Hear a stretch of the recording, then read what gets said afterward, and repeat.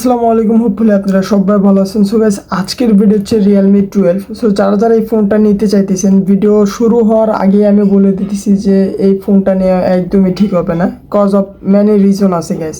So এই ফোনে যে ক্যামেরা প্রোভাইড করতেছি সেটা হচ্ছে 50 মেগাপিক্সেল, 2 মেগাপিক্সেল, আর সেলফি ক্যামেরা হচ্ছে 16 মেগাপিক্সেল, যেটা 30,000 টাকা বাজেটের ভিতরে আমার মনে হয় অ্যাজ ইউজুয়াল। ওকে, দেন যদি আমরা ডিসপ্লের কথা বলি, অ্যামোলেড ডিসপ্লে, 120 হার্জের রিফ্রেশ রেট দেওয়া আছে এবং 600 পিক ব্রাইটনেস দেওয়া আছে। ওভারঅল বলতে গেলে ডিসপ্লে ঠিকই আছে, বাজেটের সাথে ঠিকই রাখার চেষ্টা করছে। অ্যান্ড যদি ব্যাটারির কথা বলি, এখানে হচ্ছে 5000 mAh-এর ব্যাটারি আছে এবং এর 45 মিনিটের মতো 100% চার্জ হতে সময় লাগবে। আর মেইন জিনিস হচ্ছে প্রসেসর। বর্তমান সময়ে 30,000 টাকা বাজেটের ভিতরে কে বলো রে ভাই যে স্ন্যাপড্রাগনের 685-এর প্রসেসরটা বর্তমান সময়ে দেয়?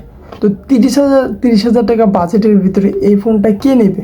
আর ওভারঅল বলতে গেলে আমি যে যতগুলা রিভিউ টেক ভিডিওগুলো দেখলাম, কেমন যেন একটু চাটু চাটু ভাব মনে হলো যে এই ফোনটা কেনার জন্য সবাই একটু এক্সাইটেড মনে হচ্ছে। বাট আমার দিক থেকে বিবেচনা করলে আমার মনে হয় না এই বাজেট 30,000 টাকা বাজেটের ভিতরে এই Realme 12 ফোনটা নিয়ে আদৌ ভ্যালু ফর মানি হবে না গাইস, 100% হবে না। সো এর থেকে 16-17 হাজার টাকার ভিতরে যে স্পেক 30,000 টাকার ভিতরে এনারা প্রোভাইড করতেছে, অন্য অন্য কোম্পানির ব্র্যান্ডের ফোনে যদি আমরা যাই 17,000 টাকা বাজেটের ভিতরে এর থেকে ভালো স্পেক দিয়ে আমরা পাইতেছি। ইভেন এই স্পেক দিয়ে আমরা 19,000 টাকা বাজেটের ভিতরে অনেক ফোন পাইতেছি। তাহলে আমরা 10,000 টাকা বেশি দিয়ে ফোন কেন নিতে যাবো ভাই? সো গাইস, আমার অপিনিয়ন এই ছিল যে ফোনটা নেওয়া আদৌ ঠিক হবে না।